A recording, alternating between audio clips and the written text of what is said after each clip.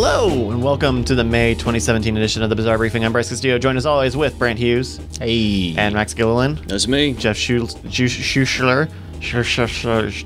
Jeff's busy today, so he couldn't join us this week, but or this month, but we'll be thinking of it. He's in our hearts and our prayers. Yeah. Get better soon. Rest in peace. Guys, welcome back. It's another very busy month. We had a very, very busy month.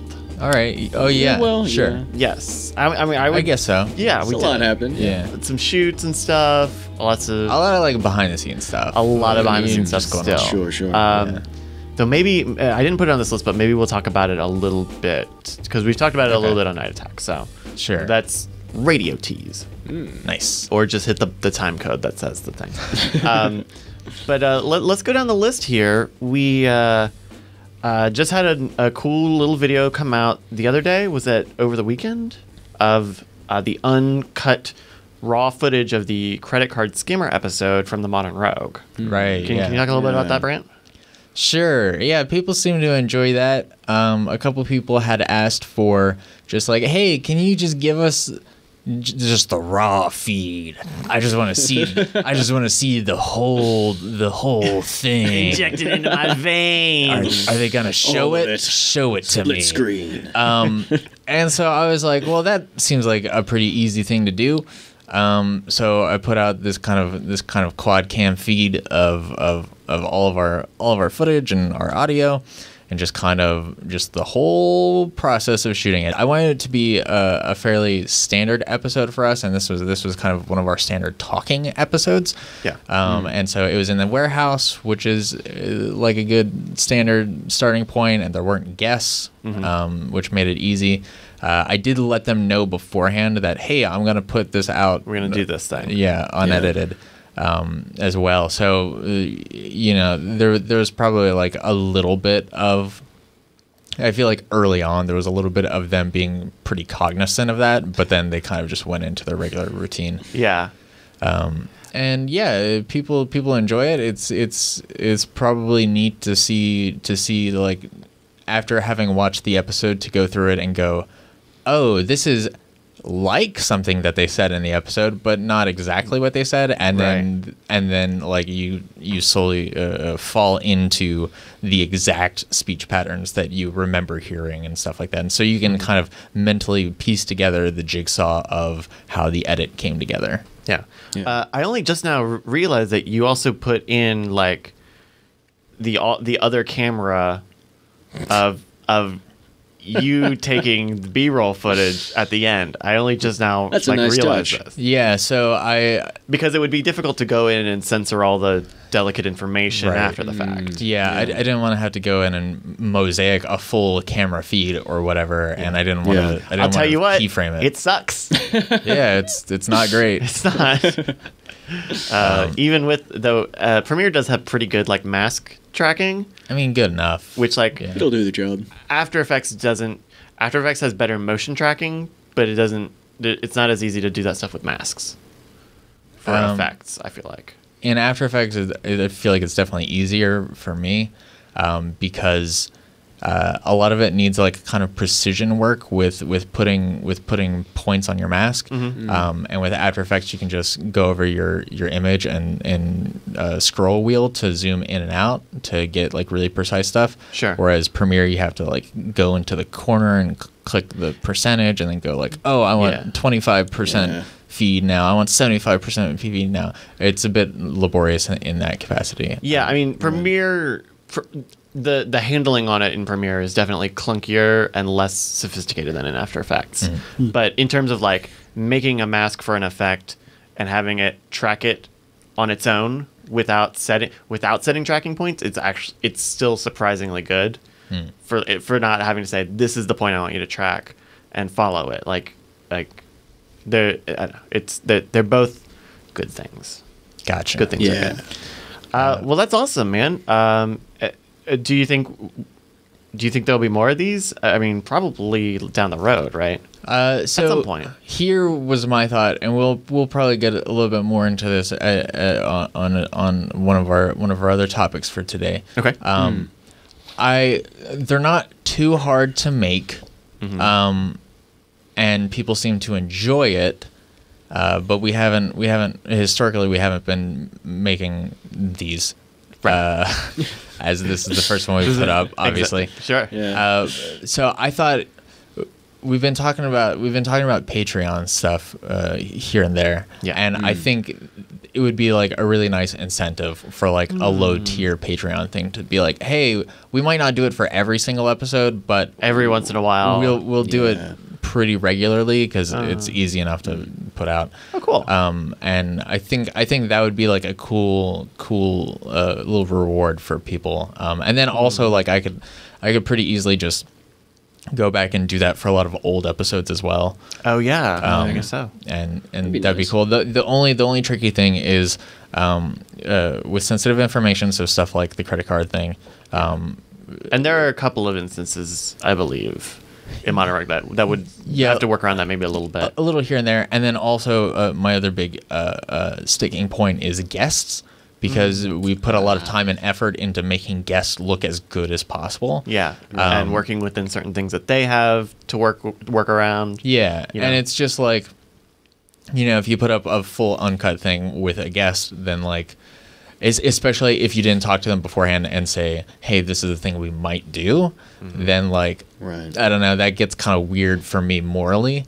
But something to think about. Really, the whole thing about the time commitment to those uncut source footage things is just watching through it all, because I just want to like double check that nobody said anything like really shitty about a guest or something like that. Yeah. Ooh, Would yeah. not be good. Not that we've ever done that. Of course Of course not. No.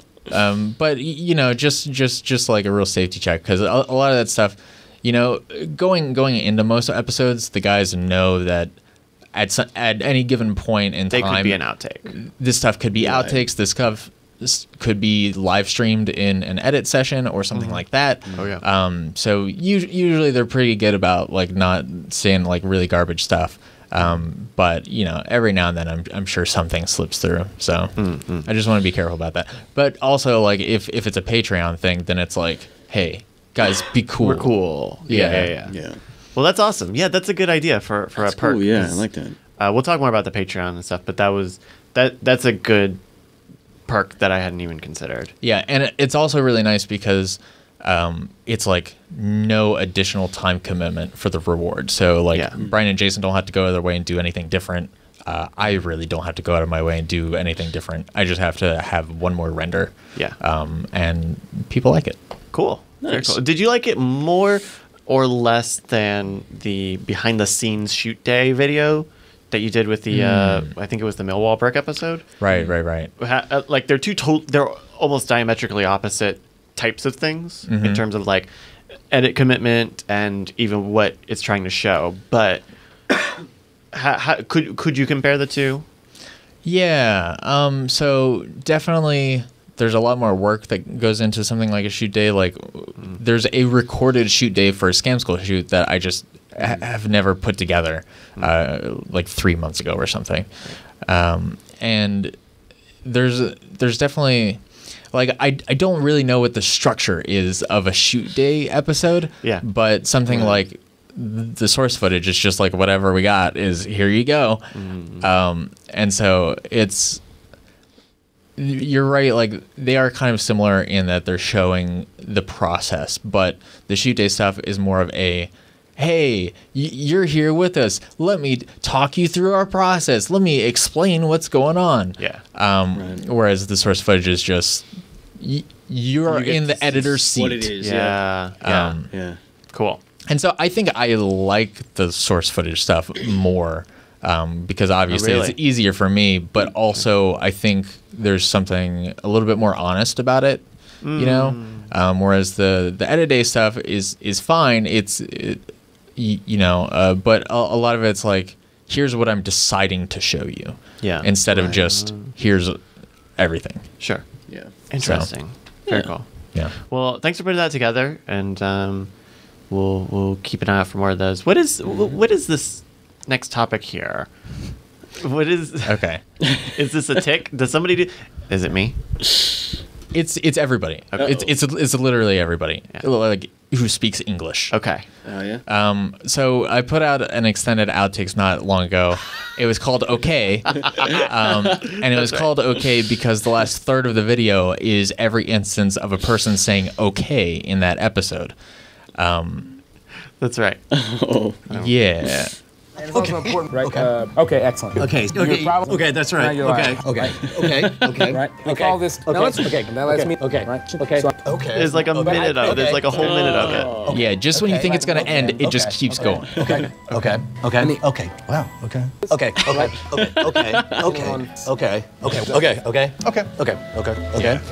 Yeah.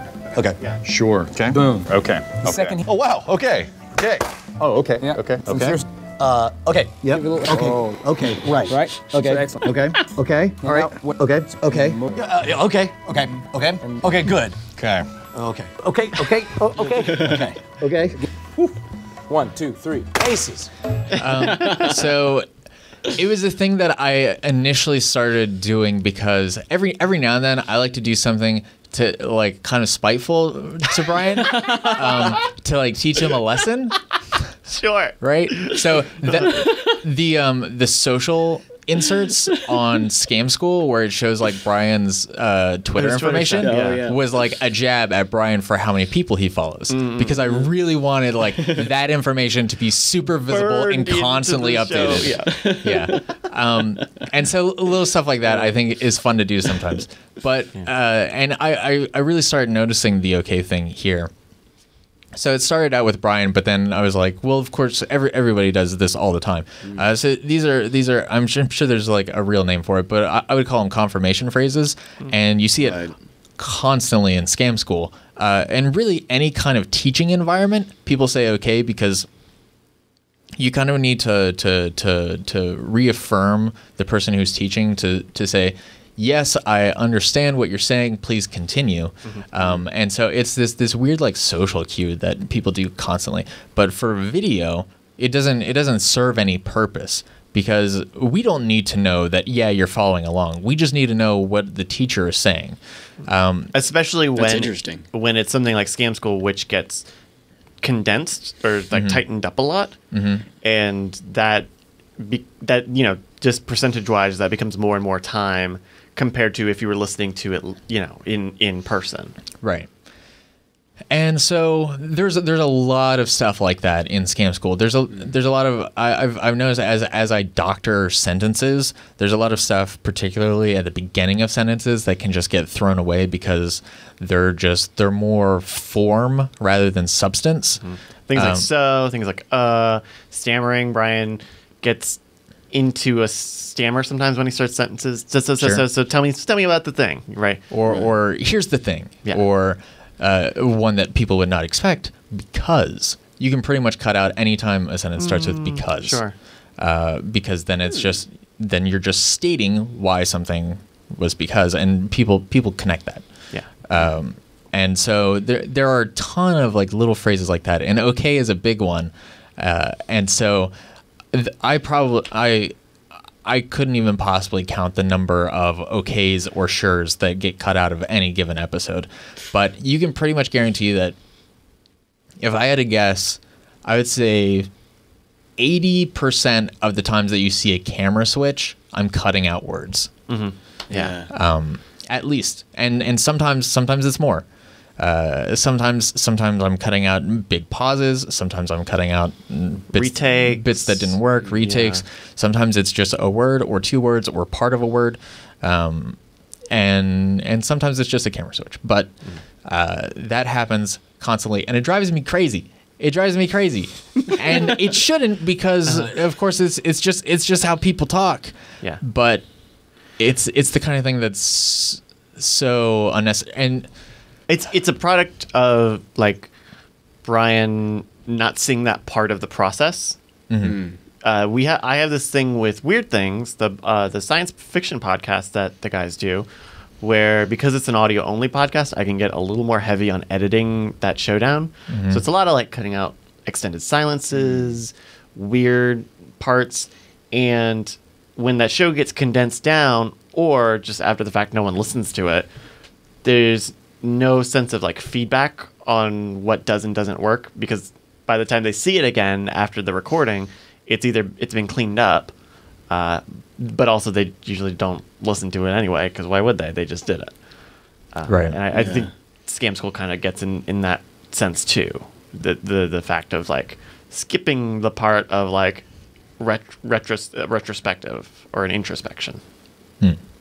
Retro introspection. You're right. And it's also like a tough thing because I can't say, hey Brian, just don't say this anymore, because a lot of times those kind of confirmation phrases help the guests or the whoever else is on the episode. Yeah. And so it's sort of like a necessary evil that has to be stripped out. And also there's not an easy way to bring that up in a way that is like effective and becomes like steadfast, right? You can say, like, I noticed recently, I feel, and maybe this is me, but like Brian doesn't do as many like second takes or like full restarts of phrases when we shoot Scam School as much. I think he's been this is less words. I don't know, this is not the right way I would describe it, but like just getting maybe a little more sloppier with the way he presents stuff, maybe just a little bit, right? Just in terms of not like checking himself as much, right? And that's a factor of like getting into it and focusing more on like making sure it comes across, because that is a good indicator of teaching it well. And I think when we went to that last handlebar shoot with Diamond Jim, I think at one point early on, I think the closest I got to like giving that feedback was like, hey, like you make sure like, or like feel like you can do second takes if you need to, or like start, and he's done it before, right? Like every time, hey, if you've ever been on Scam School, you've heard the words, don't worry, trust the edit, and they're going to make you look great and all that stuff. Sure. Right. If you mess up saying something, start over. And so it's kind of like, I just need to like poke you to take your own advice a little bit. But it's not easy to like always bring that up, especially in the moment, because you can't be like, here's the source footage of you saying the thing, and it's tough. It's a weird balance. And also the whole time you were talking, I was just thinking about the times that Max and I were giving you confirmation phrases of like, sure, I was thinking about that too. yeah, It's like, okay. Oh no, I've been thinking about it. Yeah. But it's a podcast. This is different than a YouTube show, I feel like. Right. Yeah. It's conversation. Right? Not polished, just the rawest of feeds. Sure. We do edit this show a little bit. Yeah? A little bit. I figured, but Okay. When I mess up, mostly. When you mess up the month or something. No, never that. Okay. I always Good, do that. good.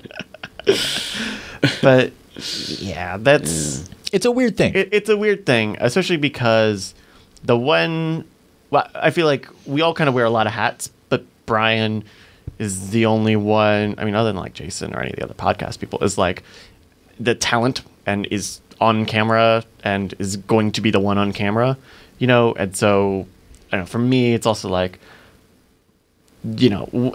does he maybe he needs to do that, or to get into it, to get into his right rhythm, and so maybe I'm better off staying in my lane a little bit. So I don't know. Sure.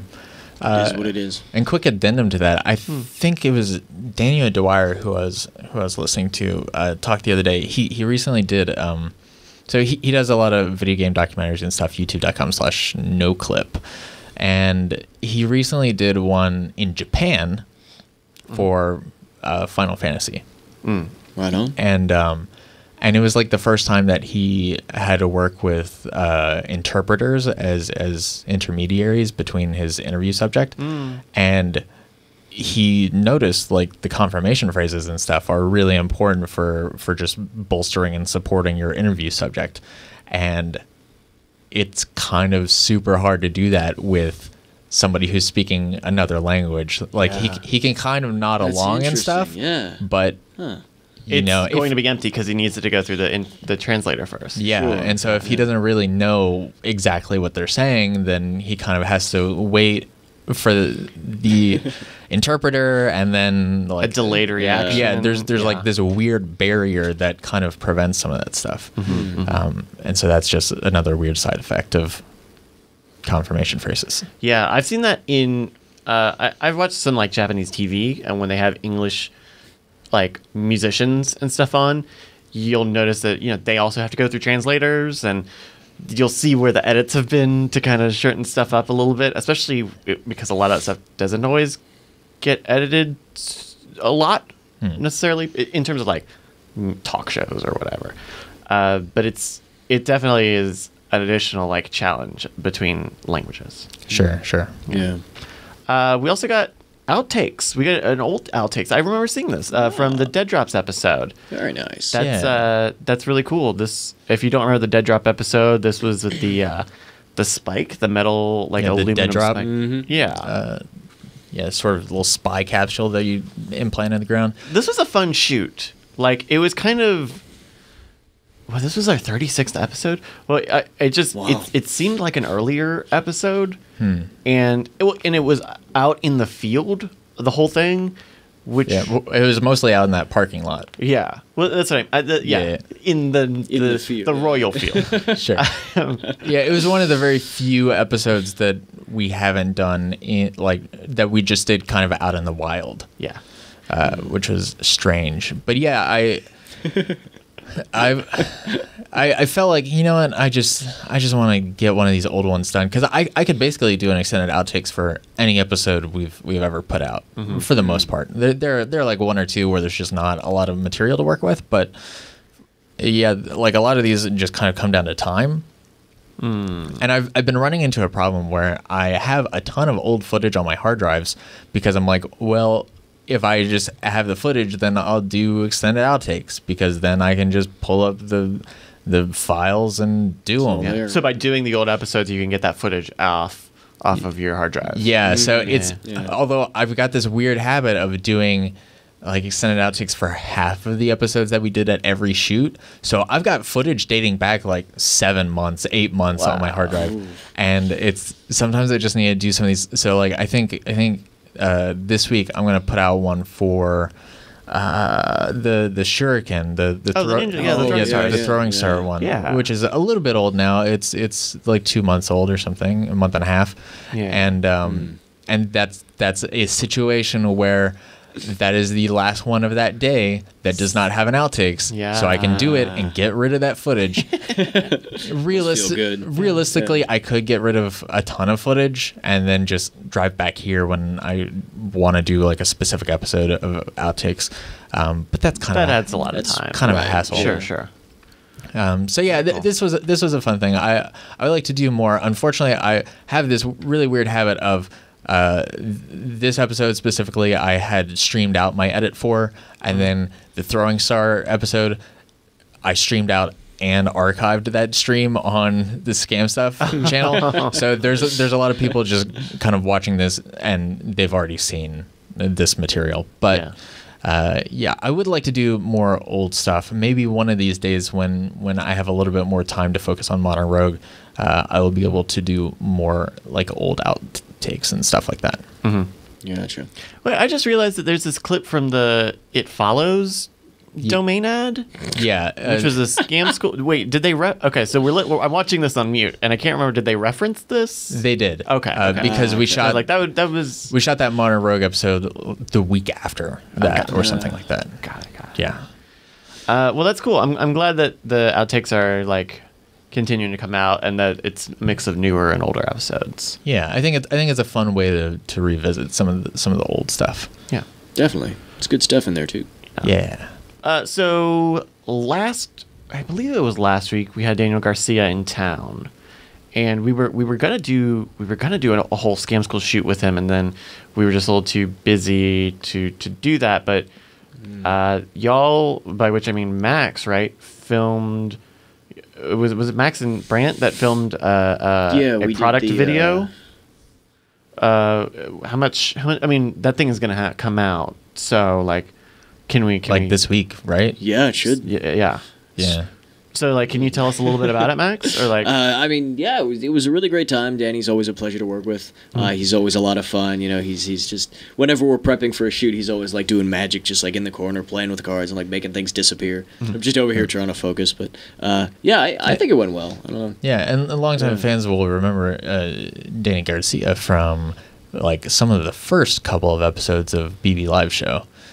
Which is where I knew him from. No kidding. Yeah, and he's also like a pretty well-known magic consultant. He's worked with some of the biggest names in magic, if you will. Yes. But yeah, he's a real cool guy. Yeah. So yeah, it was the shoot was kind of a throwback to like extra credit stuff. So it's kind of in that vein. yeah. But yeah, it was kind of weird to get back in that rhythm because a lot has changed since we did the last extra credit. Yeah, where did you guys film this? Was it in the studio? It was again? in the studio here. Okay, Yeah. very cool. So kind of at this table. Yeah, because the last time it was an extra credit, it was before all the studio stuff got moved around, and so it would have had to been right there, but in like between where Max is sitting and that plastic sheet was basically like the effective amount of space More in or the old less. studio. Yeah, and also that was when John was in those, and Yeah, he also was doing the stuff. like our camera setup was vastly different. Back when the last time we did extra credit, we were still using my Canon 5D Mark II for these. We were using Brian's T2i, I want to say, which had overheating problems, and my 5D had problems with only recording 5-minute clips or something, and didn't span recordings. And then I think we had one GH2. Oh wow! So That's crazy. It was like fun. It was a weird mix of stuff, and it was all, and also. I don't remember if I had started working with Premiere the last time we did extra credit. Oh God! I think you might not have been because we've talked about before you doing all your editing on After Effects. Yeah, well, there was a lot of. I know easily the first half of extra credit was all done through After Effects, somehow, and I think I might have done the last 1 or 2 extra credits in Vegas. Okay. Because there was a period of like 3 weeks where Brian was trying to get me to use Sony Vegas because that's what he had. And I kind of cobbled together a couple things. And then when we took over production on Scam School, I was just like, let's go with the Adobe Suite. Yeah. Thank you. Yeah. Well, so it sounded like that was a pretty straightforward, no issues shoot. The thing that I heard was like, it was about an hour, and it's probably not a lot of mess ups or anything. So Yeah. it'll probably edit smooth pretty going. quick. And I think that product's going to be like a bit of a relaxed kind of conversational piece for the most part. Yeah. Right. Okay. Yeah. Very cool. So that's launching probably this Friday. Should be. Assuming this episode comes out before then. And so there'll be a promotional video by then, and then the full video will probably be not long after that. Because people they have to receive the product also. Otherwise, the instructional video doesn't help out too much. Yeah. Right. Well, very cool. Open by you asks, how can a DSLR camera overheat? That is a problem that a good handful of cameras have. The A7R has that problem. And the T2i had that problem, and a good handful of cameras have that problem. I think it's a battery issue more than anything. Right. I think the battery heats up and then it doesn't have, or maybe it's like a CPU kind of thing. I'm not quite sure. Yeah. But Right. it's not that hard to overheat a camera if you really want to. Especially back then when it was DSLRs starting to get into video. Sure. Yeah. And not really having any optimization for it. Yeah. If you just work it too hard, it gets heat up. Just like a computer, really. If you don't have proper ventilation, then it's really easy to heat that stuff up beyond the point of usability. Yeah. Well, you know what? You can also heat up vehicles. Indeed. Because we just did a Modern Rogue shoot a couple days ago. Oh. We took a car. Okay. We blew it up. And fire is hot. And so we did another episode. We shot another episode at the stunt ranch this past weekend, and it was substantially nicer weather. Like, it was super hot. It was still hot, but it was not like direct sunlight all day. And so we didn't burn to a crisp. I didn't have any sort of sunburn issues the next day. That's good. But we blew up a car. That was, I don't know. How did you feel about that? It was good. It was exhausting. Took a long time. It was a 6-hour shoot, basically. Like, between prep Sounds about right. and doing some extra stuff at the end, it was about 5 or 6 hours. But it sounded like it could have been a lot longer if we didn't have a bunch of volunteers come out, which was great to see a lot of people come out. But even then, we filmed a little bit of it and then it was probably 2 hours of just prepping the car to explode. Because you have to take out a bunch of materials and stuff so it doesn't like make the ozone all screwed up, and it doesn't smell bad. And also just so you can control the burn. Right. Yeah, and that was what they were saying is that thankful that like Steve from the stunt ranch was like, yeah, that was like one of the cleanest extinguishings of a fire we've ever had to do. So check that out. That'll probably be in a month or so when that episode comes out. I don't know. It's another explosion episode. We'll see how it goes. Maybe Modern Rogue is not like an explosion channel. Yeah, the propane tank explosion episode underperformed quite a bit compared to what we had expected it to do. But I mean, that's kind of just the way that it goes. I thought the thermite episode was going to be huge, and it super was not. So sometimes really fun episode ideas just don't translate to well performing videos. Sometimes I wonder if it's like a function of usability of the content for the people who watch. Like maybe I would like to think it is a function of like, well, who's going to shoot a propane tank, or who's going to like rig a propane tank to explode, and like how helpful is that information? Sure. But then again, that is a judgment of the content in the video and not necessarily like getting people into the video. Yeah. Because I think an explosion is probably pretty enticing for people, I would think, but I don't know. It's not It's not exactly Mythbusters. Yeah, I think there are a lot of vectors at play, and I think there are a lot of variables that intermix with each other, and a lot of people try to find the one thing, and that's just kind of not how it works. Brian would be like, we didn't release exactly at this time on this day, so that's why it didn't go. And I'm like, well, it probably had more to deal with the title and the thumbnail, probably played a big factor in it. Yeah. And then keywords, tags, and metadata, transcription. Which I basically don't use any tags for any of the Modern Rogue episodes. Wait, really? I put some in, but like not many. I put like some of the stuff, some of the like basic stuff that you'd expect in there, but okay, right. But yeah, like also the propane tank explosion one, like there wasn't as much of Brian and Jason being just the idiots that Brian and Jason can be sometimes, right? Because it was a little bit more clinical because of like safety concerns and stuff. Sure. Yeah. And so I think that probably also inhibits some of the shareability of it, because I think sometimes the episodes, do the best when Brian and Jason do something really dumb, because they have that freedom to. Sort of like the parabolic mic episode, like they were hitting that stuff with a hammer and setting it on fire just because.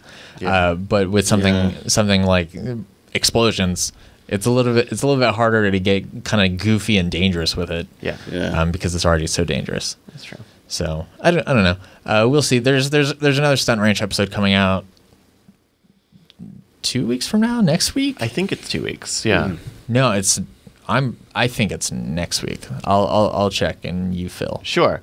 Yeah. It was good, and like, I guess Brian put out the word on Twitter about having volunteers, because basically, like, spoiler alert, you have to almost totally rip out all of the insides of a car for a proper explosion. because Right. vinyl stuff, fabric stuff, like anything that'll catch fire shouldn't be in the car. Right. Because it's You basically got to rip it down to a shell. yeah. Yeah. The inside of it was basically the metal chassis. And plus all the actual explosion device itself. But it's kind of wild. It's kind of wild, and it gives me a new appreciation for when they do like Hollywood explosions and stuff, because like obviously Hollywood explosions are all fake. They're all like, extra chemicals and stuff to make it, because normal explosions don't have a big fire ball and the actual what we think of explosions, right? Like they just don't blow up like that. It's more force than anything. But so for them to do, explosions that look passable, because like when a car has got all that shit stripped out, it looks like it. Sure. It's kind of like Yeah. tough on a believability standpoint. So either powering through it or figuring out ways to do it with some other material is pretty impressive. Yeah, it's a weird thing. I did check, and it's next week. Next week we have a Stunt Ranch episode. Brian and Jason handle a gun. Ooh. Uh-oh. Get Which your was- comments ready. Which was very scary, being on the other side of the 180-degree line from their gunfire. Yeah. Okay, since it's coming out next week and we won't talk about it for a week or for a month, and we'll probably forget by then, can we talk a little bit about setting up that shoot? Sure. It was a bit of an ordeal. It was a bit of an ordeal. So one of the cameras, assuming all that stuff is good, I mean, it should be good, it is our wide camera. Normally we have a camera that is kind of a little more central, a little more 4K, so that we can do digital zooming and stuff, or digital cropping. And that idea is sort of perpendicular to proper gun safety. Yeah, you generally don't Right. want to be directly in front of gunfire. Right, exactly. Usually not. Yes. And you don't want it to be behind them and have them like constantly turning back and forth, because knowing them, they won't do that. They will Right. just talk to each other whichever way they go. Yeah. So we were in kind of this little like Like a ravine or something? it was a little like like walled off area. It was outside, but it had like a natural like hill around it, because it's I'm sure it's all like man-made probably. I don't know. Anyway, it had kind of its own natural wall, and so the solution was to put the master shot above the hilly area that they were shooting at, so it would be like very elevated but very out of the way. Yeah. Problem is that those hills or those natural barriers were not made to be Climbed particularly- upon? Yeah, to particularly walkable. In terms of like having a lot of fucking brambles and being a very, very steep slope. Yeah. And being very tall up. Like it was probably 10 or 15 feet up, More than that. maybe 20 or so. It was a good climb, a very steep climb. Yeah. On a very hot day. And so there was this fun trade-off of like, okay, you set up the camera, I'm going to wait here, finish setting up everything else on the shoot so I can turn it on, because we only have like an hour and a half or so on this card. And so we start it, and then I'm going to start there, and I'm going to start a timer on my phone so I know when we got to get back to it, so that we have enough so we don't run out of the card up there. Yeah, because nobody can be up there, so Right. because you don't want to be downrange of gunfire. So you Or just just I have to hold another camera. Like Right. we have to, Right. we were. That's the other thing, is that day we were criminally like understaffed yeah. for as many cameras as we were doing. So you kind of just had to let it roll and hope that everybody stayed in frame, and hoped that the cards didn't run out, and hope that batteries didn't run out. I still haven't really looked at the footage, so I mean, hopefully it's fine. But I'm sure it's fine. Once we got started, that seemed like a very straightforward episode, and I think it's mostly posture and it's mostly hand position. yeah, So I don't know. It's gonna be easy, bro. I don't know. we'll see. We got another question from Open Bayou in the chat. Jason said on about Rage Select that they've scrapped ideas because they didn't want to be arrested. What episode ideas were scrapped? Trying to. I can't think of any in particular. Any of those ideas we wouldn't have filmed, so it wouldn't have really been brought up to Bryce and I. Yeah, because Jason usually does most of the prep on that stuff.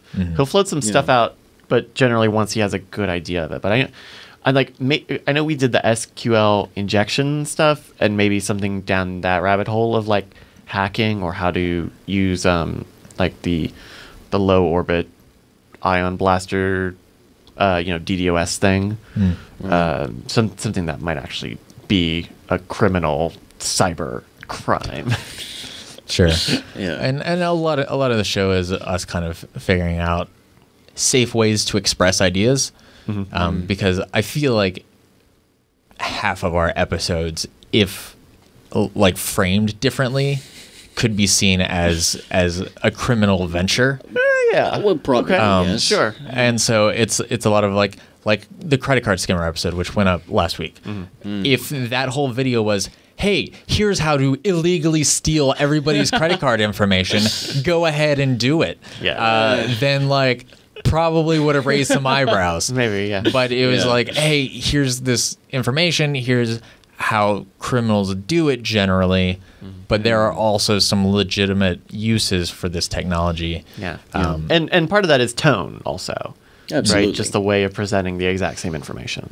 Right. Yeah. So there's a lot of dancing around that. I don't feel like I know of any ideas that specifically fit. Yeah, that, unless it's that like question. a bomb, like a type of bomb. Yeah. That would be a problem. Right. Like Right.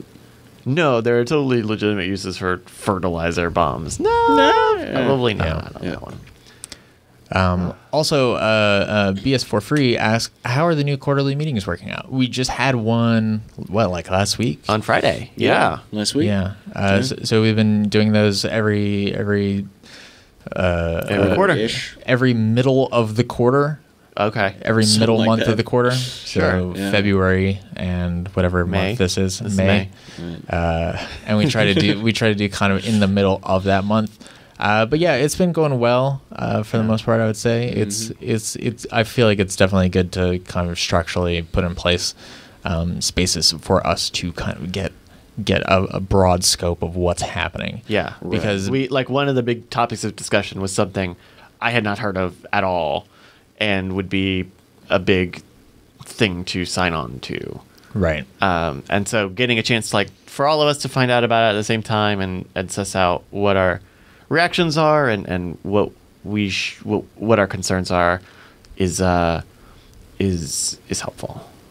Because otherwise it would just be like, I don't know, I'm just thinking out loud, and who knows how much teeth this thing has, Yeah. That happens a lot with me because I listen to the podcast, or I work on the podcast and stuff, so I'm around Brian kind of a lot on Mondays and Tuesdays. Yeah. So. Generally speaking, Brian likes to like float ideas sometimes and then never formally introduce people to them outside of that floating idea. Right. But also like floating ideas out, and then them not becoming a thing, and then like wondering if that's a thing Supposed to to be do. a thing, yeah. Sure. A lot of mixed messages. Yeah, and I mean, outside of that, like this podcast is the only time that we really all get together at any given like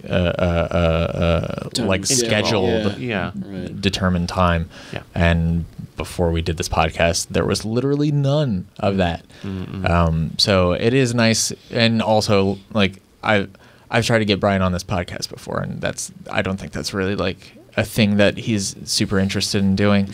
To join us on it or to listen? To join us. Okay. Yeah. Well, we only had him on once because John was out 1 week. Yeah. Or 1 month. Yeah. Yeah, like I'm sure if we really needed to, we could pressure him into appearing once in a while. Yeah. But Yeah. even with this, right, we still don't get any of Brian's input. And so it's like we all get together, and then Brian's hanging out downstairs or whatever, and it's like, well, see ya, I guess. We're done talking about this business. Yeah. Oh man. So one thing I want to talk about, because it's kind of, I think it happened since the past month, and it's kind of related to the thing that we teased that we'll talk about later. Is that we kind of put the codes for the giveaways on pause. You might remember, it might have been last episode we were talking about where we removed the old giveaways, the Friday giveaways that were on the Scam School channel as videos, into the Modern Rogue channel as comments. And we have codes there, and people could decipher the codes and go to Reddit and talk about it. And those have kind of been on hold for the past couple of weeks, probably, about a month now, right? Mostly because I've been super busy about it, and we're still, I feel like, trying to get the right feel of like what that engagement is best used for in that real estate at the top of new Modern Rogue videos, in terms of like, is that a open giveaway? Is that a codes thing? Do we try to push people onto Reddit or to Twitter or to an email list? And I think you will probably see us experiment with that a little bit more. I can't even say if we'll have one this week in terms of another code. People have been asking for it, but I think it's also tough because that's a specific amount of people, and I don't know that the return, it's a fun thing to do, but I don't think it justifies itself in a time where time is much more limited, like the past month. So, codes. Crazy. Yeah. Yeah, I've only kind of paid attention to the codes kind of on the periphery. Yeah. So, yeah. I can't really speak much about it. No, that's fine.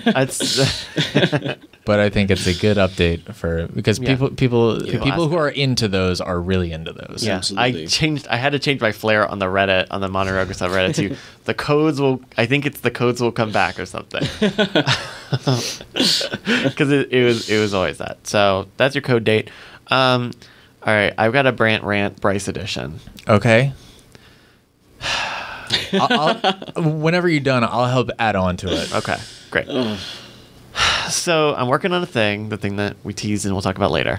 I'd love it if we just never got to it, just because we're like 45 minutes into the show. And I was having a problem with some footage where, I don't know if you've ever had this, Brandt, where like, and it would only be the master footage on the GH4, the 4K footage, but like you would scrub along with in Premiere on a multicam video track, and you could go frame by frame. And at some point, like, it would skip forward. It would either skip forward a frame and, like, do a couple frames and then skip back to be back on track, or it would, like, skip back and repeat frames before it got back on track. It would be, like, a weird glitchy sort of thing.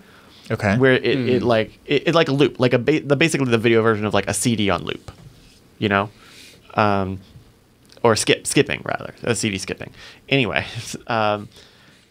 so I thought, well, that's not good. Sure. Why is that happening? I've never had that happen, and it was on footage that I did not edit previously. It wasn't footage that I had worked with before, so I didn't know if there was some weird trick to it.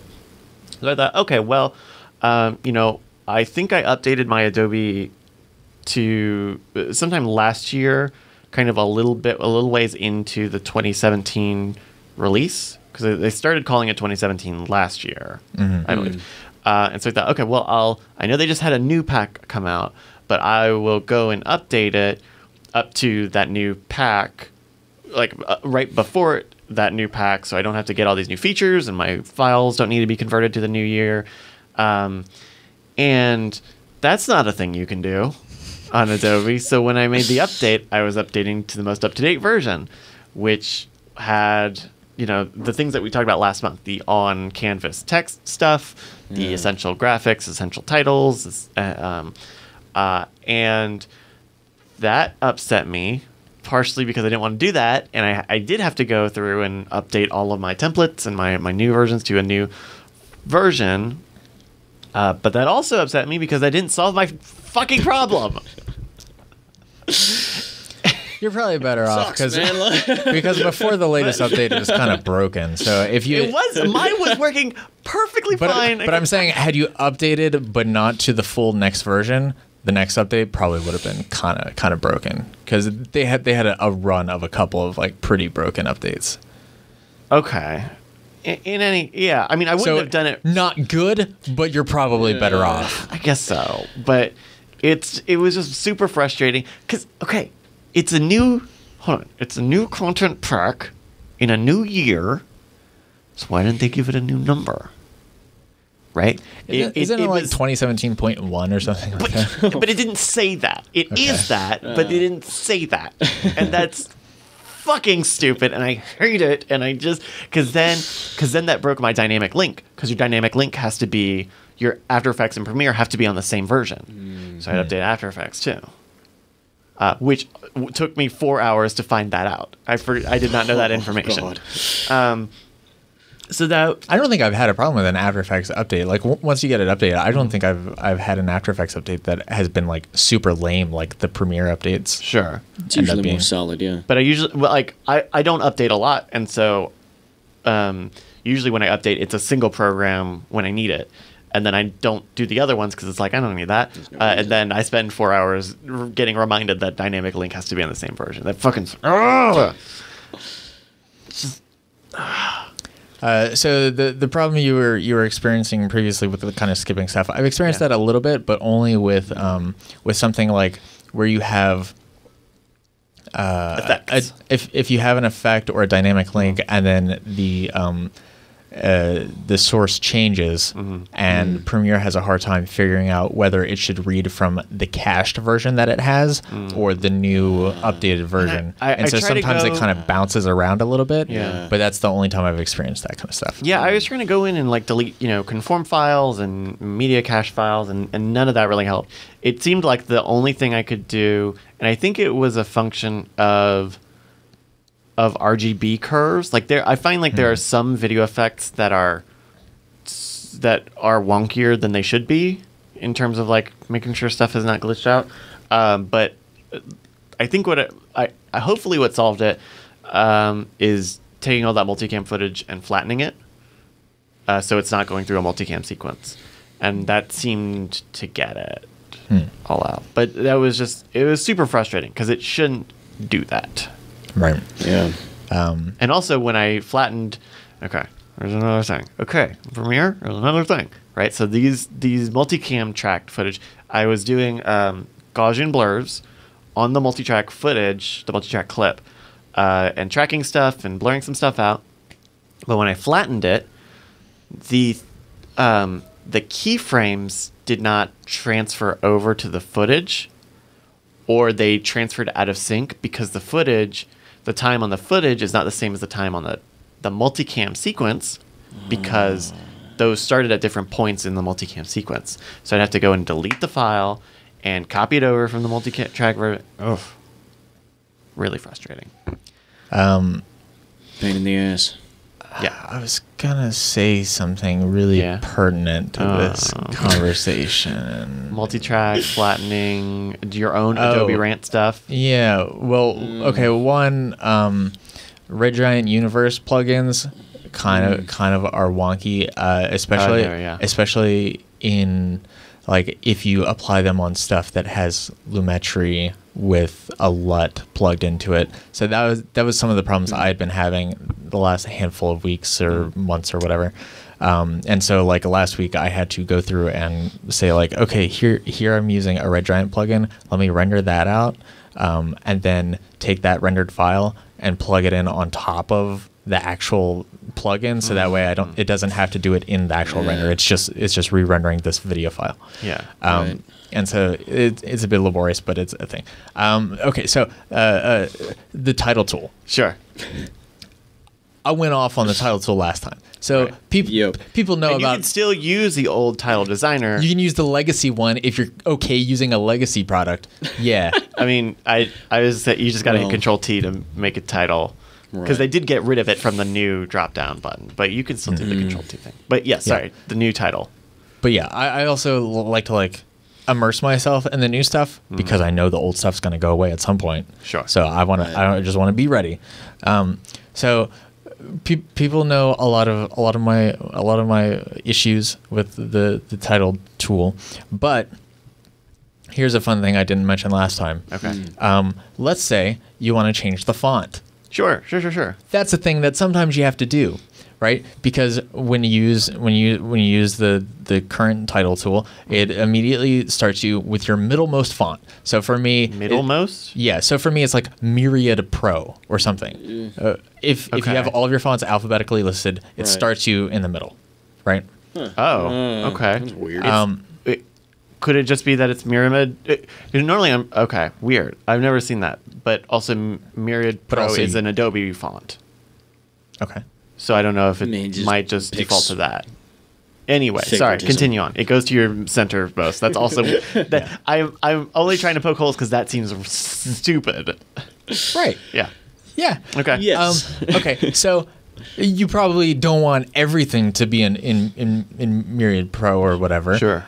So sometimes you have to change your font. So how do you do that? So you click, you open it up, and then you click on the little font thing, and it has this drop down, and you go, oh well, I don't want anything that starts with an M or an N, so maybe I want to go up or down. So let me use my scroll wheel and go up or down. Okay. No, scroll wheel doesn't do anything. It doesn't do anything. There's an up arrow on the top and a bottom arrow on the bottom. And you have to click and hold and wait for it to scroll up to go to the higher fonts. Okay. Right? So you think, that's like super dumb. That's very so dumb. I'm just gonna type it in, right? Yeah. So it's like tuna. I use tuna a lot. The font, not the food substance. Sure. So it's like, oh, let me type in tuna. Well, it kind of half works. So you hit T, and it goes, okay, here's the first T thing. You hit U, it goes, okay, here's the first U thing. And so you can't actually like type in the font that you want. You have to go, okay, what's the letter after the first letter of the font that I want? Sure. So I had that with Premiere. I had something similar with that, like in an old version of Photoshop, where you would start to type. You would type in the first letter.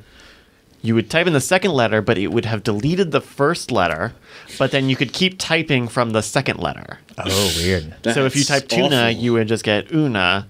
Right. And then you wouldn't find it. Now it's kind of all right. It's still a mess. All of the typekit stuff I feel like has made just the quality of life with that very awful. Yeah. And also, so here's another thing, right? Sometimes you go, I want a different font for this, but I don't know exactly which font I want. But I have the feeling I've probably got the right font somewhere in my library. So with the up and down keys thing. With the old title thing, there's no preview of your font, so you could hit in the font thing, and then you can just up or down arrow, and you can just cycle through all of your fonts, and it'll live change your thing. Yeah. Can do that with a new one? No. What you have to do to go to the next font is you have to go, okay, let me open up the font drop down. Let me find the font that it's currently at. Let me click on the font right below it, and then it'll update. And you just have to do that over and over and over again, because they don't show any preview. They don't let you tab down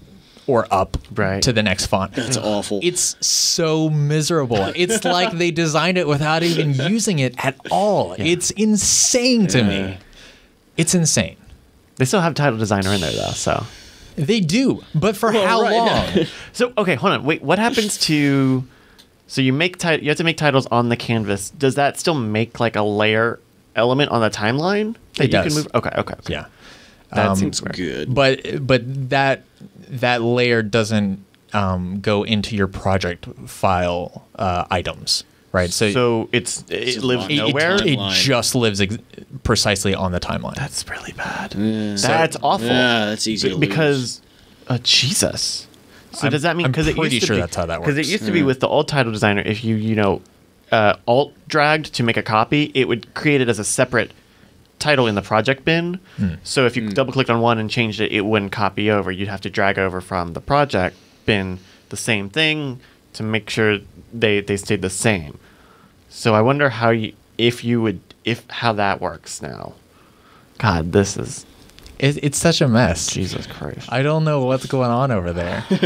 God damn. Okay. Well, again, props for trying to fix a thing that's super broken and messed up and bad. To start with, yeah. But how did you make it worse? Yeah. I don't know. You tried. It's astounding. All right. Next topic.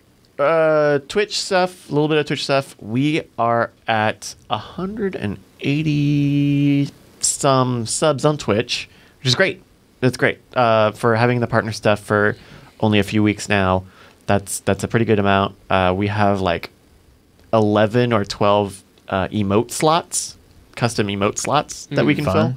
And I'm just now finishing up some stuff where I can have time to make. I made a new one today, but it's going to take a few days to get approved because they don't have an automatic approval system yet.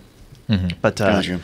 we're going to have more emotes coming very soon. And I talked about this at the end of the Saturday Rewind stream where we go back and watch old episodes of Night Attack and SFW show about, or no, it might have been the previous one, about doing an official shirt. We haven't had an official like Diamond Club shirt in years, in a super, super long time. There are tons of fan ones out there.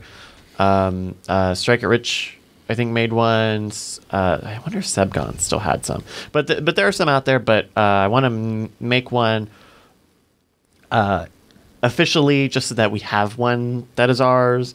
And the options, like when it comes to making shirts, which we kind of went through last year. Was it last year or this year? It was last year because John was still here. With making shirts, you can either go and get them printed and then sell them, or you can do them on demand or drop ship or something, and take less of a margin. And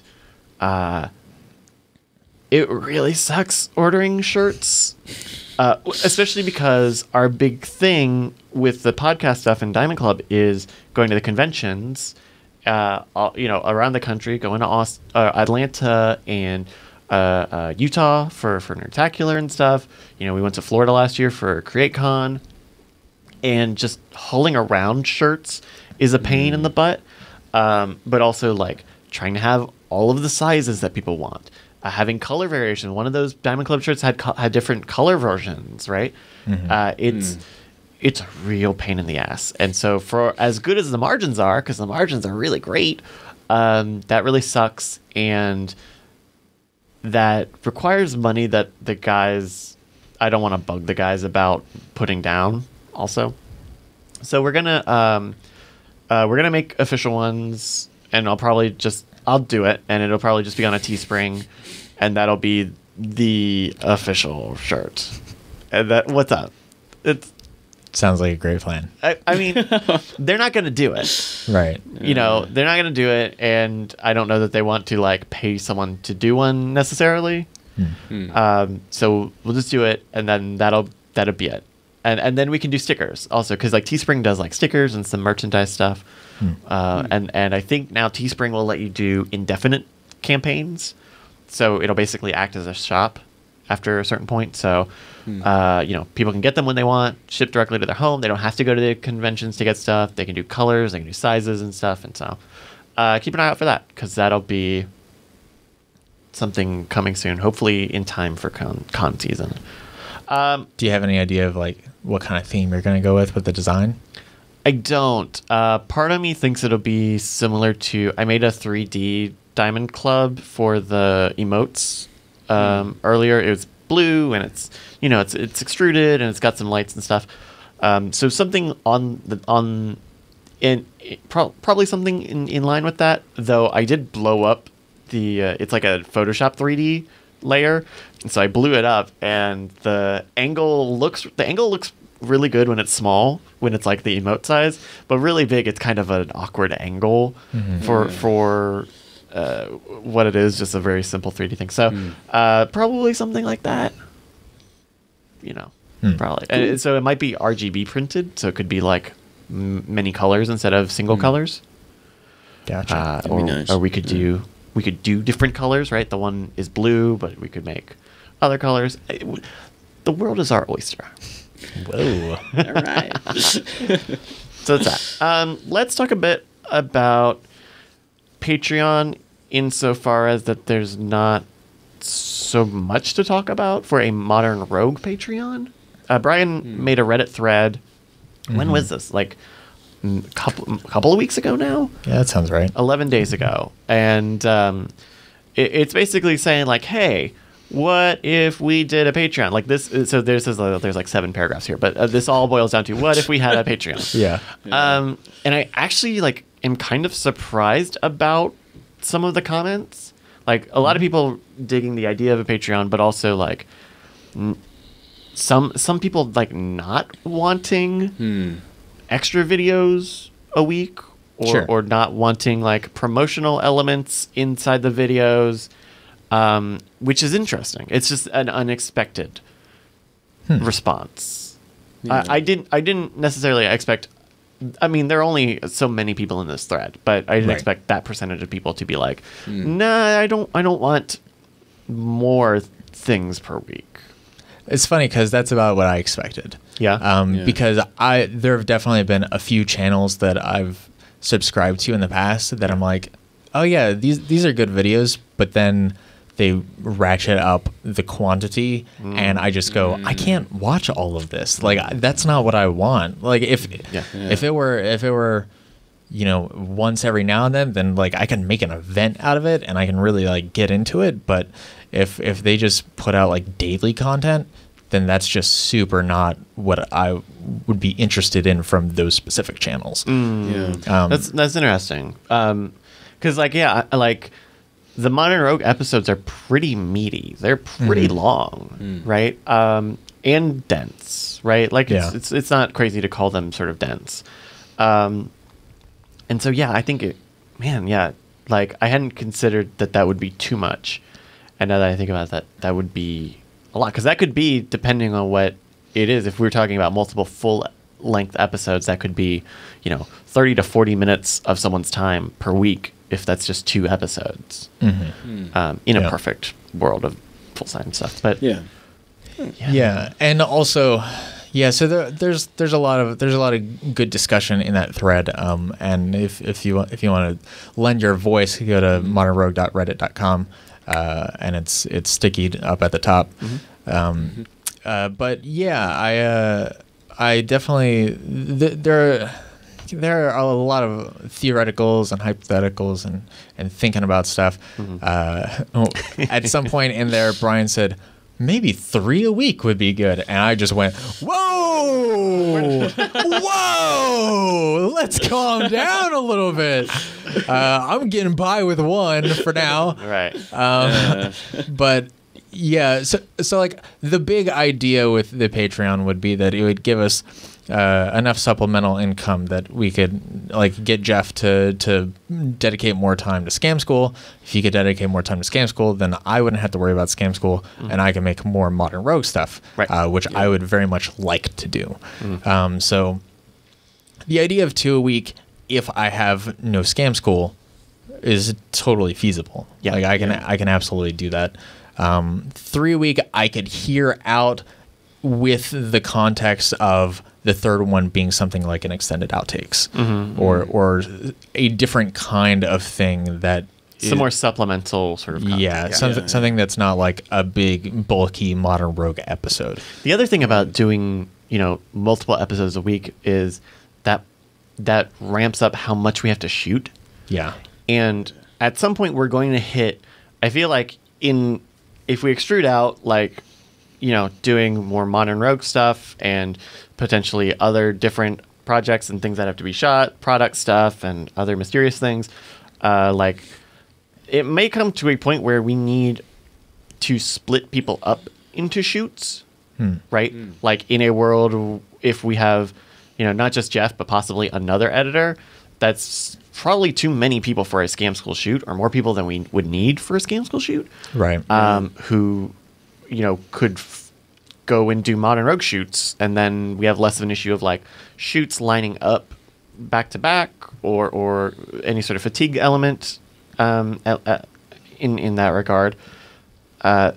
So that's another thing that a Patreon could help, is like fund another person to help with not just editing, but also like shooting all of that stuff. We would be doubling as much Modern Rogue stuff to shoot every time, constantly, regularly, forever.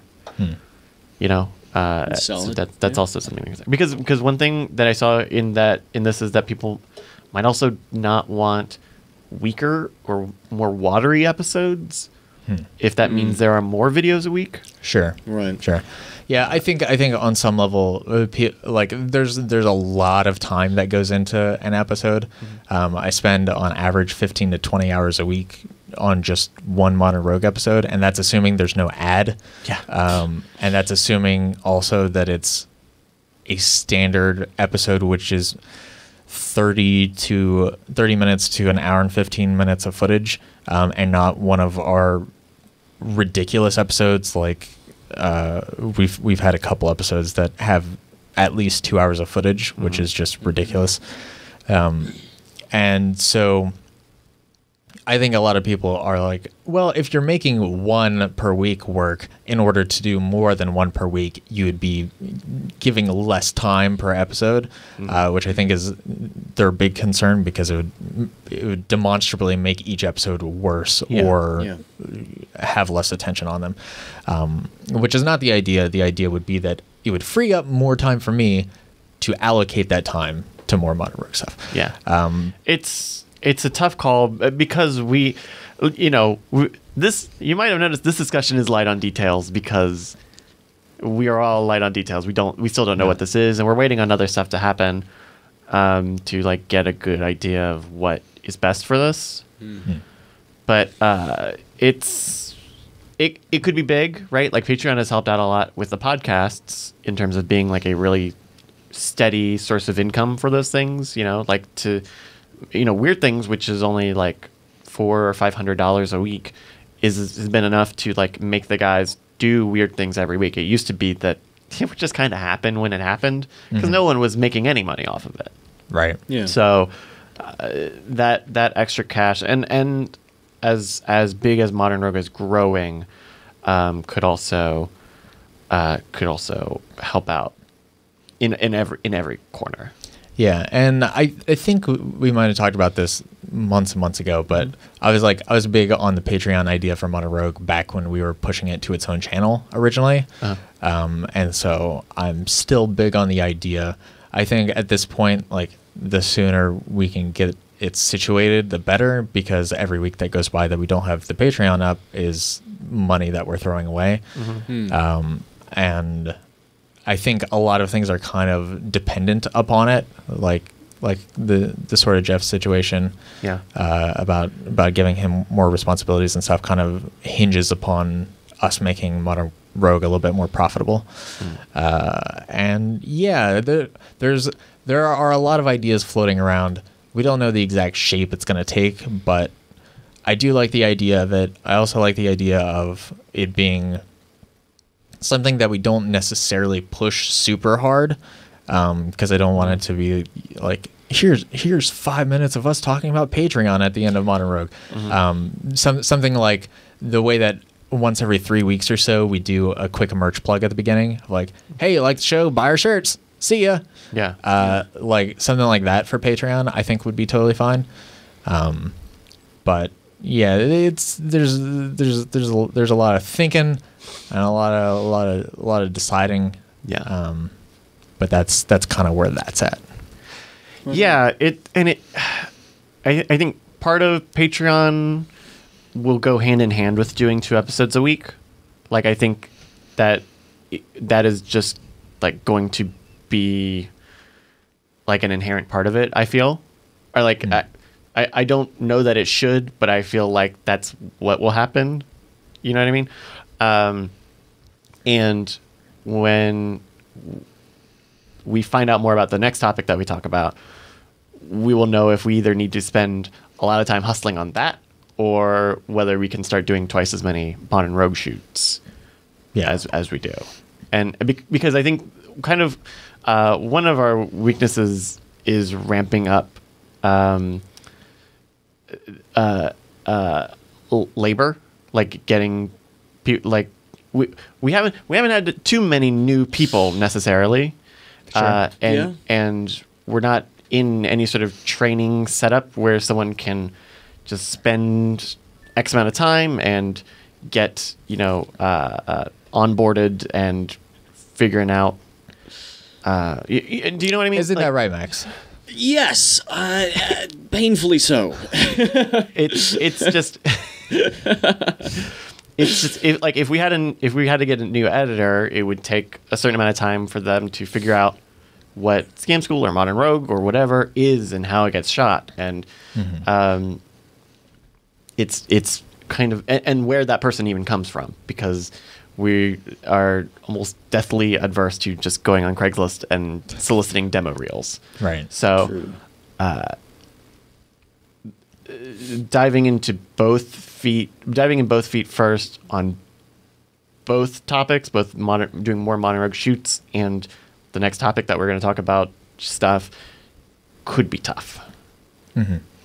It could be tough to do all of that at the same time. So, okay, so we've been teasing it the whole time. So, real quick, no promises, but I would like to think if I had more time for Modern Rogue, I could also more reliably do stuff like closed captions and just like quality of life improvements, which would be real nice. And also, before we get into that, real quick, Max, what's going on in the warehouse? AdDragon wants to know. AdDragon, also MBeam. Good stuff. I don't know. A lot of good things, cool stuff happening, new products, doing those card targets. Way too many of them. There's paint everywhere. Yeah. It's a pleasant disaster, so. Okay. But the card targets sold well, though. Yeah, no, absolutely. Yeah, people love them. It's really cool. Yeah. Part of the gold foil cards people really seem to love. Yeah. The problem is nailing down a source for those because, we tend to get them from maybe sometimes less than reputable distributors, so we can't always guarantee what kind of product it's going to be or if they're going to be the right proper quality. So I know that we've definitely gotten some emails about why we haven't sold those alone as is, and so that would be the primary reason. So, But yeah, cool things. A lot of new products coming up in the near future, so that's exciting. And actually, that card target launch was the first time we did like the new version of like product videos. Yeah. In terms of like it's being like a mixture of like a little 30-second teaser and like an unboxing demonstration video. Like what a package, like, because I think when we originally started talking about it, it would be like a package for a behind the scam type video, except we just spent the 3 weeks before chopping off all of the things from those videos and moving them into other places. Right. And so it is now the thing that I wanted behind the scam to be, which is like all content and no fucking like framing device or vlog element. Like, right. Yeah. That all I was not feeling that. Sure. Because on some level, like the code stuff was a way to make those videos more enticing, but that's also very like external and artificial sort of way. That's right. You can't season something that's burnt. You can't unburn something with salt. Mm-hmm. That's the But saying. what if you could? If you could, science, get on it, scientists. But when like now that the codes are over somewhere else and the giveaway element is like the only thing left in it, like because there's not vloggy stuff as much, Brian's not traveling as much, like just making it be that video just it is like a breath of fresh air in terms of like getting out of like doing something every week, which was just too much and made all of those videos worse because of it, because we had to have something. And so I think I don't know, I really like what that is, and it was well received and got a lot of views, mostly because it doesn't start with Brian shouting. I would like to credit that with using some nice music from MonsterCat and not shouting directly at the audience. By the way, we have a MonsterCat license on Scam School now. Ooh. Very nice. I don't know what that is. MonsterCat is like a record label that does like electronic music and stuff. And so you can pay like $10 a month and will whitelist your YouTube channel for monetization. So you don't have to credit the musicians. It just like sees that you used it and it does like a Spotify rev share thing for them out of your $10. Sure. And they do this cool thing where like after 20 months of subscribing with their monthly service, any videos in that 20-month window are permanently whitelisted. So you could like That's nice. You could either pay for X amount of time on something that's like super timely and then just let it go and then they can monetize it themselves through YouTube, or you could just pay like upfront the 20 months and I don't know, it's pretty cool. And MonsterCat is like a pretty big label because they also are like really friendly for streamers and stuff. So I was looking for music, and God help me if I was going to try to find shit on SoundCloud again, which I think we talked about in a previous episode. So okay, so let's talk about the mysterious project. So I will start off by setting up basically as much as we talked about on Night Attack a few weeks ago. I don't watch Night Attack, so I'm the audience surrogate here. Okay. Gotcha. Then let me know what questions you have, and we'll do an improv bit. I'm Bryce. Okay, what is Night Attack? Night Attack is Brian's comedy podcast. That's every week on Tuesdays, nightattack.tv. Okay. And so we talked about that guy surprised me with a segment on the show that was like, hey, we noticed you were super stressed, so we'll just talk to you and like appreciate you for 20 or 30 minutes. I was like, okay, that's fine. That's a fun little thing. The past like a month or so, I have been hustling to get a video done that is in the shape of a television episode. Okay. Rather, two of them. Mm-hmm. And they are things like a dozen or so people have already seen or have seen a version of, because I think Brian sent those out to people to look at. But it would be a television-sized product that you could see in the next couple of months on an extended cable channel. And that would be great if in a world where that gets picked up, we could get a lot of money to make more of those. Mm-hmm. But it becomes an issue of like, what is the meat of that? Whether the logistics and right. Like, do we make all new content for that? Do we rely heavily on older content that we source from somewhere? It's I'm trying to be very I'm trying to be. This is a really fun algebra problem with a lot of variables. Discreetly vague as possible. Yeah. And so like, the things that we made, the TV shaped things that I'm working on now are very cheap because they're already basically done. But then making something all new would be expensive because there would be a lot of it to shoot, and we would need to have money to like close down shooting locations for multiple days, to get all that stuff as clean as something of this caliber you would expect. Mm-hmm.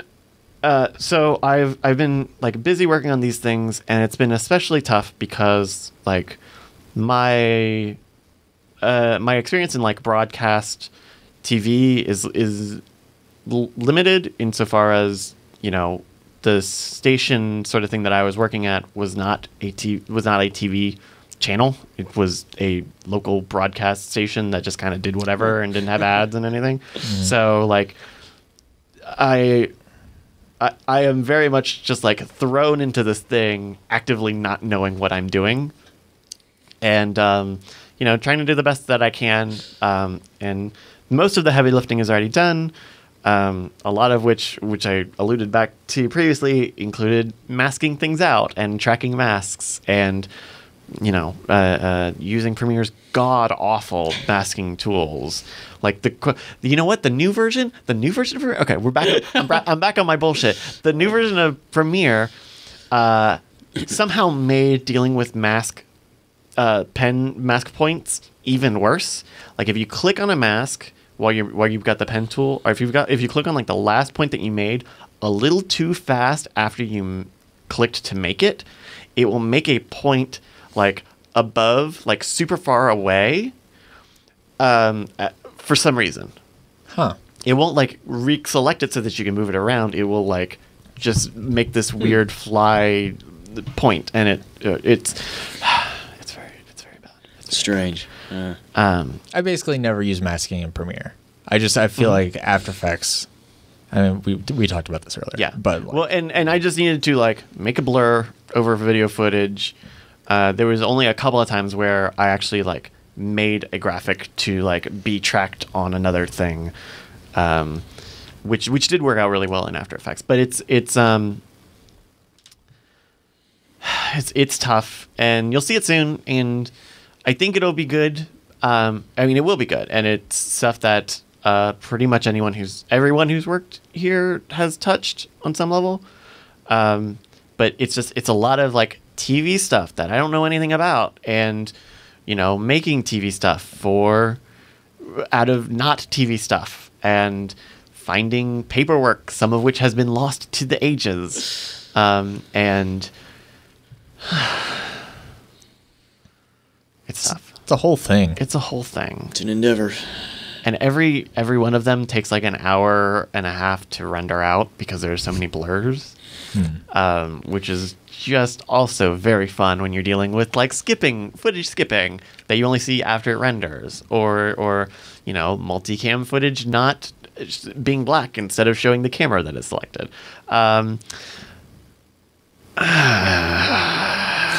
Yeah.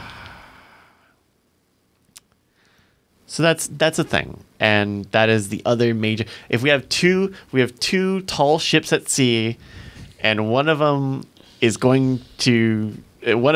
to go ahead of the other one, and we are waiting on the winds. Ha ha! Nice. Yes. Nice. Show title. It probably won't be. I'll probably forget. I won't listen to this bit, and we'll just have forgotten that I said that. But yeah, I mean, and I don't know. So having heard that basically for the first time, stand in for the audience. Like, right. What did I miss something? Like, is that a good explanation of as much as I could talk about? I think so. I think people who know all of the properties that we have within our repertoire can make some guesses. Yeah, you can guess that Pokemon on a lot of what I said. Yeah, and yeah, like I think that covers about what information we have right now. Yeah, and that's there's just a lot of stuff up in the air. Yeah, we don't have any dates. We are like in the final stages of our side working on it before we send it off to someone who's not the person buying this, so that we can send it back to us doing another thing. So by the way, also like another weird thing is that I'm not doing the audio for it. We're sending the audio to be done somewhere else that knows TV stuff, which could be good because it could help clean up a lot of the bullshit. There's a lot of bullshit in the audio. Oh yeah. But then like we'll have to get it back, and then we'll have to send it to the other people, and then they might have notes. I don't know how much control that they want or will get. And then we have to figure out who gets credited. I kind of made up a list, and we have to figure out titles and roles for people on some level. That's fun. I also did not get any sort of guidance on that, so I went on Wikipedia. So just 20 executive producers. We should do what what is it? NIS? What NIS America does, and just like lists everybody with no roles, and everybody on the team all contributed. Maybe we do that. But then also we have old footage from old people who worked on it and had their own roles. Anthony G. Reed says, "Do you have a date of when it can be announced?" Nope. I had at one point heard that it would be within the next 4 weeks of right now when I'm saying this, but I don't even know that we're gonna hit that timetable. Sounds kind of brave, yeah. Also, wasn't one of the early timetables like January or February or something, and then it was like, that's not reasonable, and then it got pushed. Yeah, that was gonna push way back. Was it? Yeah, I think so. But this was like last year sometime. Oh, okay. That could have. And then it was just like, maybe give us that's some right. time. No, that's right. I do remember that. Yeah. And then what took? I'm trying to remember what took so long. was because the first week I was working here, Brian was like, "All right, here's this. Now you edit a TV show." Oh, It's that's like, right. Because Brian kept pushing off like no. Brian like You hired me for what now? kept pushing off like cutting together a concept, a really rough concept cut of it, and like I guess didn't trust himself to cut it together.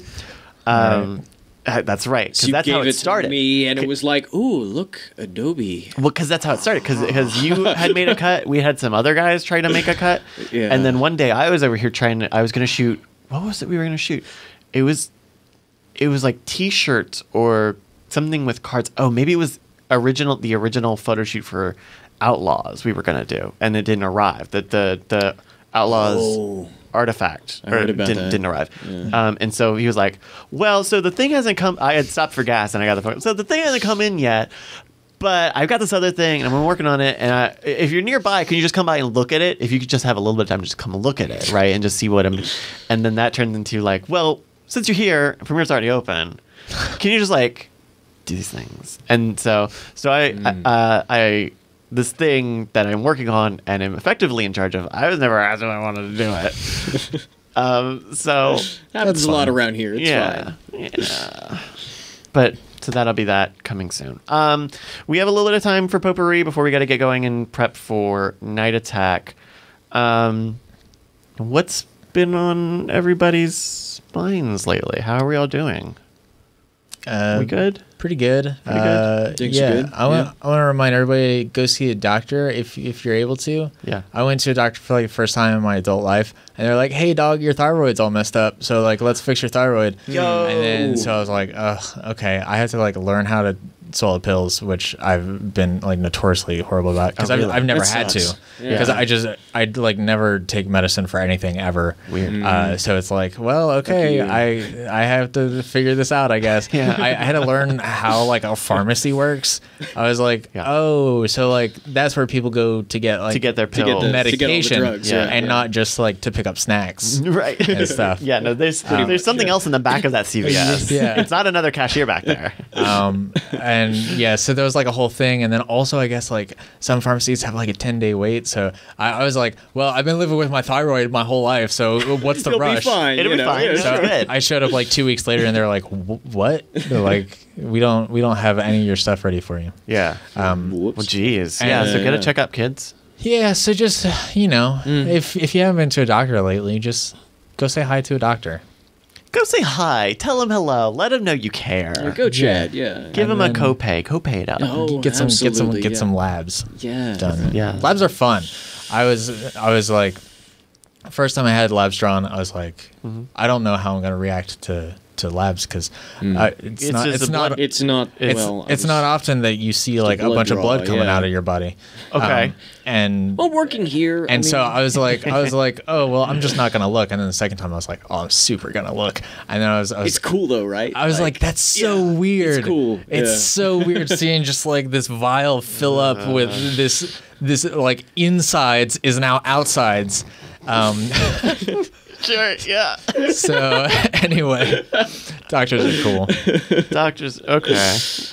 Well, I hope your thyroid gets regular. Yeah, Best I of luck don't on feel that, any different. yeah. Okay. Well, So there is I that. mean, we'll see in like a month or two when I go get more labs or whatever. You but- come back. We come back next episode, and you're fucking like huge, just like fucking jacked. Like, wait a minute. Also, we got new card readers, which is really great. That is nice. I heard about that. So previously, when I had been archiving footage, it's all on SD cards. So I'd like plug it into my laptop and then hardwire my laptop into the network here, and then transfer stuff onto both my external hard drive and our backup hard drives and stuff. And it was a whole thing. And so now we got this Lexar professional solution thing. How many does it hold? 4? Yeah, so it's a hub that has 4 card readers in it. That's nice. And you can use every card reader separately, or you can plug it all in and then all 4 come in at the same time. So I can simultaneously offload 4 cards at once instead of 1, Yeah. which is great. That helps. And yeah, it's been nice so far. Cool. Right on. Is there enough band? It's USB 3, I'm guessing, right? It's Lightning Bolt 2. So it's only Mac? So no, it's also got USB 3. Okay. But I use Lightning Bolt 2 because I think it has a data throughput of like 2 gigs per second or something like that. Faster, like quite a bit. So yeah, it all goes through pretty well. Cool. Good stuff. We did the Playgrounds Battlegrounds stream a few weeks ago. You were doing a stream of it from your perspective, and I did one from mine. And then you synced them up, and you put them together on Scam Stuff, the Scam Stuff channel. Yeah. YouTube.com/ScamStuff. That was cool. I didn't know you had done that, but it was quite an experience trying to play PUBG with Brian. Yeah. The thing I'm very in tune to is people's communication skills. And Brian has many talents, but communication is not one of them. I think it really shines through in something like that where there is a lot of team communication going on. Yeah. And it's especially tough because like he was still pretty new to the game, and I think he was kind of going back and forth between like wanting to be an entertaining person for the people who are watching, but also try to pick up like the try to pick up the tone of how you communicate in a squad on that game, and like pick up what does and doesn't need to be said normally, you know. So it was a lot of like trying to like systematically say, all right, from now on, we'll do this and this and this because I'm having this problem for whatever reason. And that, I think, caused some horns to clash a little bit. Yeah, it was a whole thing. It does. Made me really not want to play that game with Brian, at least not on stream. Yeah. But and then Jason was trying his best, but I don't think he's bad at it, but he kept dying very early, pretty much every game. Yeah. Which is a very unfortunate thing to happen. Yeah, I wouldn't mind giving it another go with everybody. Sure. Seeing where that went, but sometimes it's hard just to schedule stuff out. Yeah. And there was mixed reception on the Scam Stuff channel, but like whatever, because I've posted like an hour-long video of just slow motion footage of us burning thermite on the Scam Stuff channel. Like it's a depository for behind the scenes and extra stuff. So whatever. Right. Stuff like this. Yeah. Alrighty. Well, I think that's gonna do it. Plugs, real quick. Anybody got plugs? Anyone want to plug anything? Brandt? Okay, twitter.com/gadwag. That's where you can keep up with a lot of my stuff, except I don't actually post any work stuff there for whatever reason, because I'm just weird like that.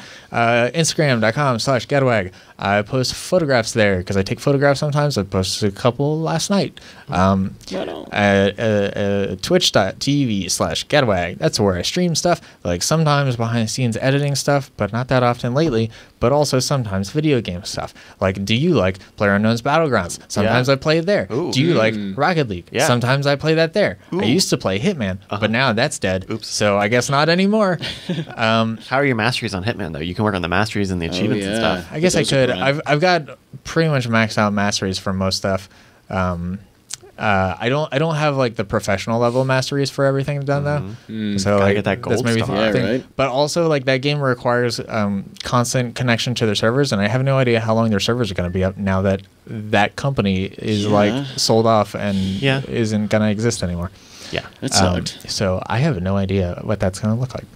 Weird. Okay, cool. Gotta wag on all the things. Max, anything you want to pump? DJ Old Fashioned, usual thing. Come follow me in all my usual antics. Scamdust Max, whatever. You got problems with your store things, let me know. Just try not to use too many caps locks, and we'll figure it out. And if you've got anything for the store, scamstuffstore@gmail.com is the email address. Send that straight there. I'm Brycaz on Twitter and Twitch, BRYCAS. You also see me streaming on the Night Attack channel all the time. This show is called The Bizarre Briefing. We have a website. It is bizarrebriefing.com. He says, just double checking. It is bizarrebriefing.com. There you can get the old episodes. You can get links, show notes, time codes, all sorts of good stuff. And no, I don't want Slack. I want the and then I closed it. Okay, cool. Nice. BizarreBriefing.com. Go there. Find us on iTunes. Find us somewhere else. And until next month, we'll see you next month. Bye. And then we'll complain more about Adobe. It's gonna Something like that. It's gonna happen. Sorry about it. Yeah. Just time codes. We do time codes now. So, bye, guys. Diamond Club hopes you have enjoyed this program.